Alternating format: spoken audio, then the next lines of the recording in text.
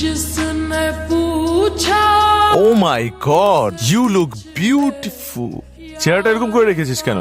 তুই কি কোনো কারণে আমার উপর রাগ করে আছিস? রাগ করবো কেন? জন্ম থেকেই আমার চেহারাটা এরকম, দেখলেই মনে হয় রাগ করে থাকি। দেখলে মনে হয় রাগ করে থাকি। আমি তোকে খুব ভালো করেই জানি। সমস্যা কি বল? সমস্যা কি তুই বুঝিস না? হুট করে আমাকে ফোন দিয়ে বললি বিয়েটা আমি করে ফেলছি, জুই শুনছো? কেন কেন তোর বিয়ে করতে হবে? তুই মাত্র 2 দিন হলো পড়াশোনা শেষ করেছিস। তুই একটা ভালো চাকরি করবি, তুই নিজের ক্যারিয়ার গড়বি, স্ট্যাবলিশ হবি, তা না বিয়ে করার জন্য পাগল হয়ে গেছে। কানের কাছে চিৎকার করছে। এই কথা যদি পাত্রীর মা বলতো তাহলে একটা কথা ছিল, সে আমাকে বলতে পারতো যে তুমি যে আমার মেয়েকে বিয়ে করতে চাও কি করো, তখন আমি বলবো আমি বেকার, আমি কিছুই করি না। তারপর সে আবার আমাকে জিজ্ঞেস করতো যে তুমি আমার মেয়েকে খাওয়াবে কি?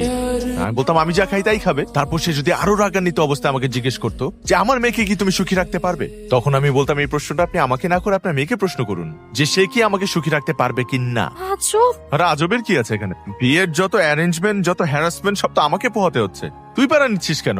Your a guest. তুই ঢাকা থেকে সুনামগঞ্জ পর্যন্ত আসছিস আমার বিয়ে খাওয়ার জন্য। বিয়ে খাবি, খেয়ে চলে যাবি, ব্যাস। মানে খাওয়ার সাথে সাথে যেতে হবে না, মানে একদিন পর গেলে হবে।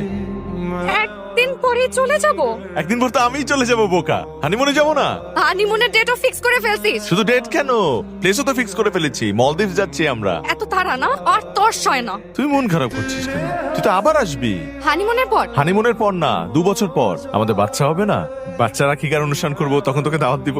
আমি তোর সাথে ফ্রেন্ডশিপ করেছি 2 দিন পর পর তোর দাওয়াত খাওয়ার জন্য। আমি গেলাম, তুই এখানে থাক। আর যাওয়ার আগে আমি তোকে অভিশাপ দিয়ে গেলাম বিয়ের মধ্যে তোর বিয়েতে যেন খাবারের শর্টেজ পড়ে। আচ্ছা আচ্ছা। আর যারা খাবার খেতে আসবে প্রত্যেকে যেন তোকে ছোট লোক বলে গালি দেয়। তোকে বলবে ছোট লোকের বিয়ে খেতে আসছি। আমি গেলাম।